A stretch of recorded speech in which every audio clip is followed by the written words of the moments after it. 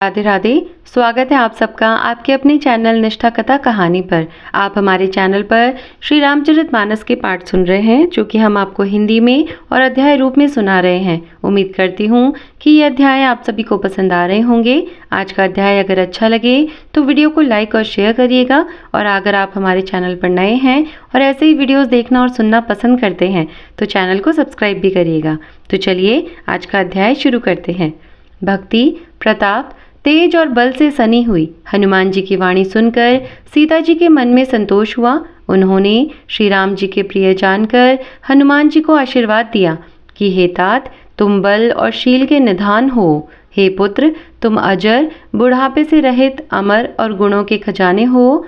श्री रघुनाथ जी तुम पर बहुत कृपा करें, प्रभु कृपा करें। ऐसा कानों से सुनते ही हनुमान जी पूर्ण प्रेम में मग्न हो गए। हनुमान जी ने बार बार सीता जी के चरणों में सिर नवाया और फिर हाथ जोड़कर कहा, हे माता, अब मैं कृतार्थ हो गया। आपका आशीर्वाद अमोघ अचूक है, यह बात प्रसिद्ध है। हे माता सुनो, सुंदर फल वाले वृक्षों को देखकर मुझे बड़ी ही भूख लगाई है। सीता जी ने कहा, हे बेटा सुनो, बड़े भारी योद्धा राक्षस इस वन की रखवाली करते हैं। हनुमान जी ने कहा, हे माता, यदि आप मन में सुख माने, प्रसन्न होकर आज्ञा दे तो मुझे उनका भय तो बिल्कुल नहीं है। हनुमान जी को बुद्धि और बल में निपुण देखकर जानकी जी ने कहा, जाओ हे तात, श्री रघुनाथ जी के चरणों को हृदय में धारण करके मीठे फल खाओ। वे सीता जी को सिर नवाकर चले और बाग में घुस गए। फल खाए और वृक्षों को तोड़ने लगे। वहां बहुत से योद्धा रखवाले थे। उनमें से कुछ को मार डाला और कुछ ने जाकर रावण से पुकार की और कहा, हे नाथ, एक बड़ा भारी बंदर आया है। उसने अशोक वाटिका उजाड़ डाली, फल खाए, वृक्षों को उखाड़ डाला और रखवालों को मसल मसल कर जमीन पर डाल दिया। यह सुनकर रावण ने बहुत से योद्धा भेजे। उन्हें देखकर हनुमान जी ने गर्जना की। हनुमान जी ने सब राक्षसों को मार डाला।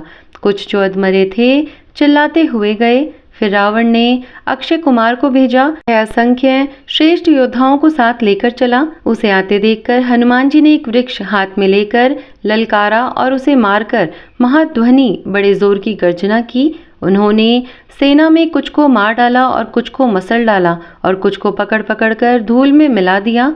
कुछ ने फिर जाकर पुकार की कि हे प्रभु, बंदर बहुत ही बलवान है।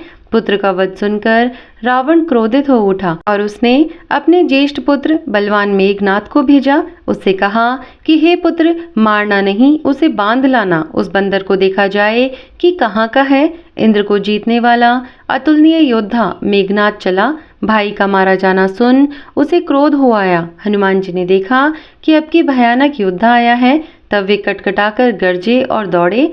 उन्होंने एक बहुत बड़ा वृक्ष उखाड़ लिया और उसके प्रहार से लंकेश्वर रावण के पुत्र मेघनाथ को बिना रथ का कर दिया। रथ को तोड़कर उसे नीचे पटक दिया। उसके साथ जो बड़े बड़े योद्धा थे उनको पकड़ पकड़ कर हनुमान जी अपने शरीर से मसलने लगे। उन सबको मारकर फिर मेघनाथ से लड़ने लगे। लड़ते हुए वे ऐसे मालूम होते थे मानो दो गजराज श्रेष्ठ हाथी भिड़ गए हों। हनुमान जी उसे एक घूंसा मारकर वृक्ष पर जा चढ़े। उसको क्षण भर के लिए मूर्छा आ गई। फिर उठकर उसने बहुत माया रची, परंतु पवन के पुत्र उससे जीते नहीं जाते। अंत में उसने ब्रह्मास्त्र का संधान प्रयोग किया। तब हनुमान जी ने मन में विचार किया कि यदि ब्रह्मास्त्र को नहीं मानता हूँ तो उसकी अपार महिमा मिट जाएगी। उसने हनुमान जी को ब्रह्म बाण मारा, जिसके लगते ही वे वृक्ष से नीचे गिर पड़े, परंतु गिरते समय भी उन्होंने बहुत सी सेना मार डाली। जब उसने देखा कि हनुमान जी मूर्छित हो गए हैं, तब वह उनको नागपाश से बांधकर ले गया। शिव जी कहते हैं, हे भवानी सुनो, जिनका नाम जप कर ज्ञानी विवेकी मनुष्य संसार के जन्म मरण के बंधन को काट डालते हैं, उनका दूत कहीं बंधन में आ सकता है। किंतु प्रभु के कार्य के लिए हनुमान जी ने स्वयं अपने को बंधा लिया। बंदर का बांधा जाना सुनकर राक्षस दौड़े और कौतुक के लिए, तमाशा देखने के लिए सब सभा में आए। हनुमान जी ने जाकर रावण की सभा देखी। उसकी अत्यंत प्रभुता ऐश्वर्य कुछ कही नहीं जाती। देवता और दिक्पाल हाथ जोड़े बड़ी नम्रता के साथ भयभीत हुए सब रावण की बहुत ताक रहे हैं, उसका रुख देख रहे हैं। ऐसा उसका प्रताप है जिनको देखकर भी हनुमान जी के मन में जरा भी डर नहीं हुआ। वैसे निशंक खड़े हैं, जैसे सर्पों के समूह में गरुड़ निशंक निर्भय रहते हैं।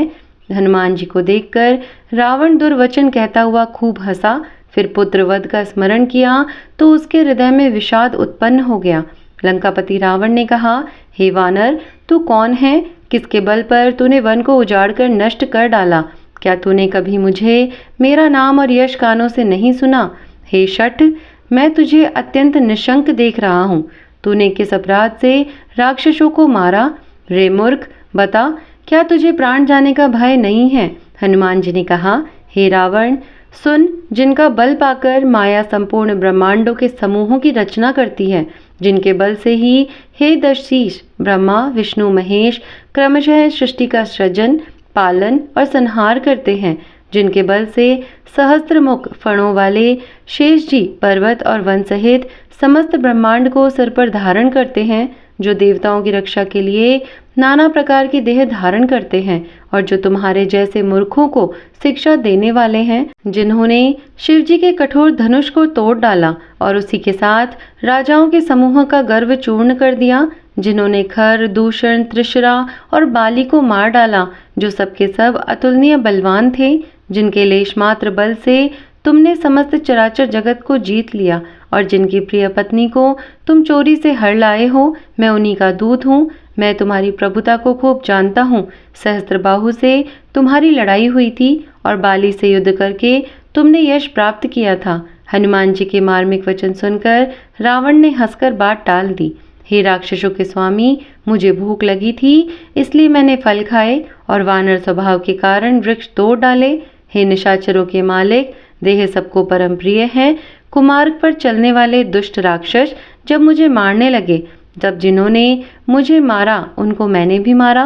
उस पर तुम्हारे पुत्र ने मुझको बांध लिया, किंतु मुझे अपने बांधे जाने की कुछ भी लज्जा नहीं है।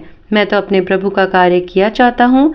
हे रावण, मैं हाथ जोड़कर तुमसे विनती करता हूँ, तुम अभिमान छोड़कर मेरी सीख सुनो। तुम अपने पवित्र कुल का विचार करके देखो और भ्रम को छोड़कर भक्त भयहारी भगवान को भजो, जो देवता, राक्षस और समस्त चराचर को खा जाता है। वह काल भी जिनके डर से अत्यंत डरता है, उनसे कदापि वैर ना करो और मेरे कहने से जानकी जी को दे दो।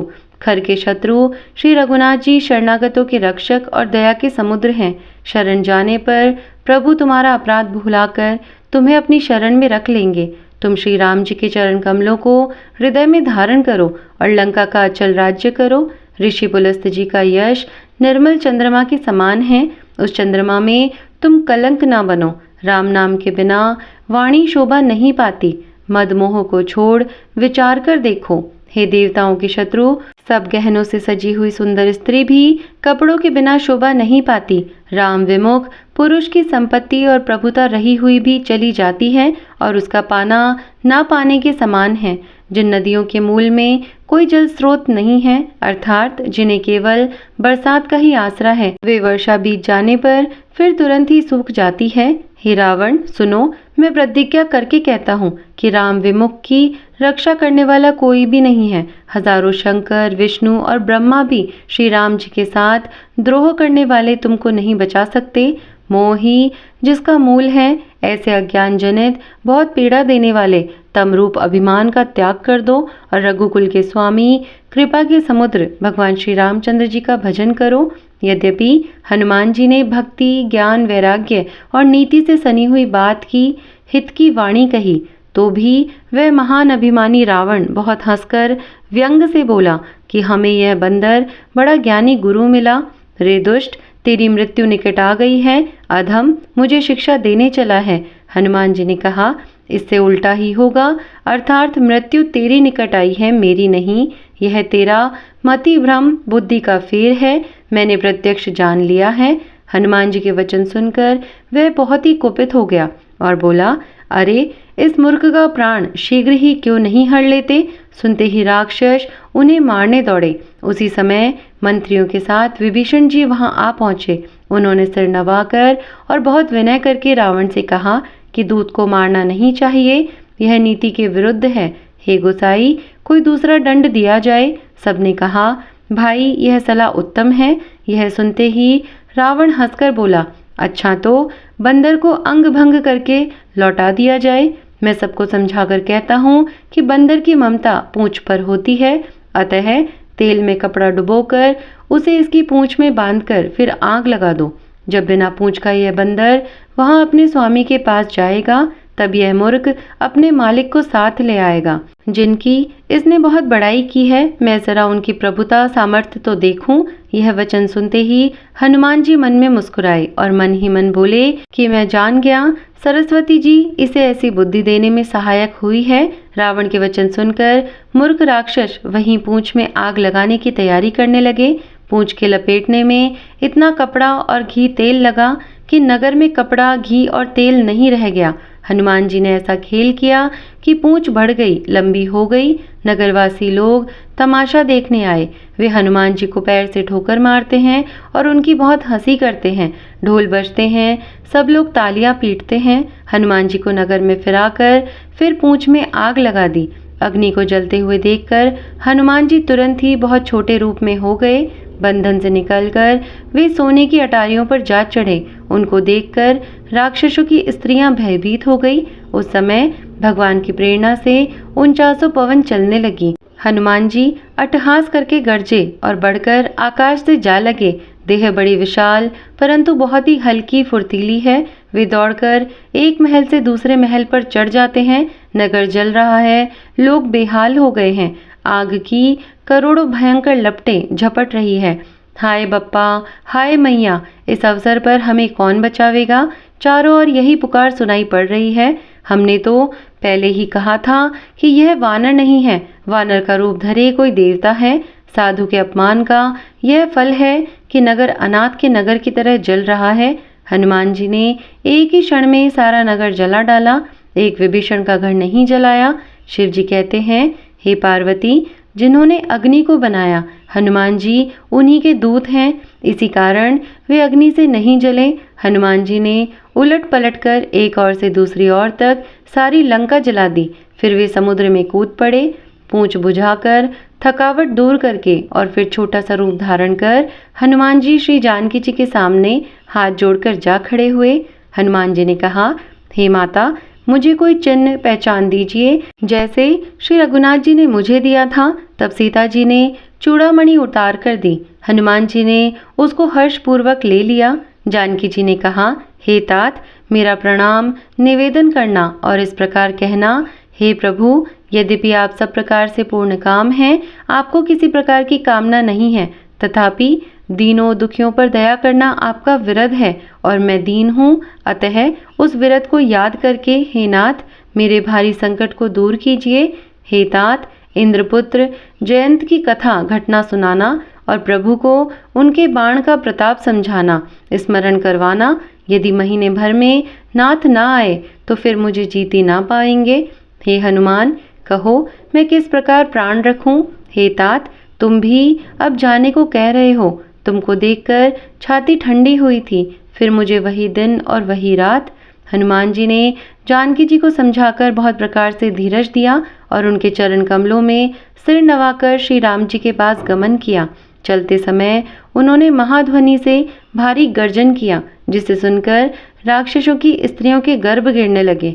समुद्र लांघकर वे इस पार आए और उन्होंने वानरों को किलकिला शब्द हर्ष ध्वनि सुनाया। हनुमान जी को देखकर सब हर्षित हो गए और तब वानरों ने अपना नया जन्म समझा। हनुमान जी का मुख प्रसन्न है और शरीर में तेज विराजमान है, जिससे उन्होंने समझ लिया कि ये श्री रामचंद्र जी का कार्य कर आए हैं। सब हनुमान जी से मिले और बहुत ही सुखी हुए, जैसे तड़पती हुई मछली को जल मिल गया हो। सब हर्षित होकर नए नए इतिहास वृतांत पूछते कहते हुए श्री रघुनाथ जी के पास चले। तो यह था आज का अध्याय। उम्मीद करती हूँ कि आज का अध्याय आप सभी को पसंद आया होगा। आज का वीडियो अच्छा लगा हो तो लाइक और शेयर करिएगा, और अगर आप हमारे चैनल पर नए हैं और ऐसे ही वीडियोस देखना पसंद करते हैं तो चैनल को भी सब्सक्राइब करिएगा। मैं मिलती हूँ आपसे अगले अध्याय के साथ में। तब तक के लिए धन्यवाद। राधे राधे। जय श्री राम।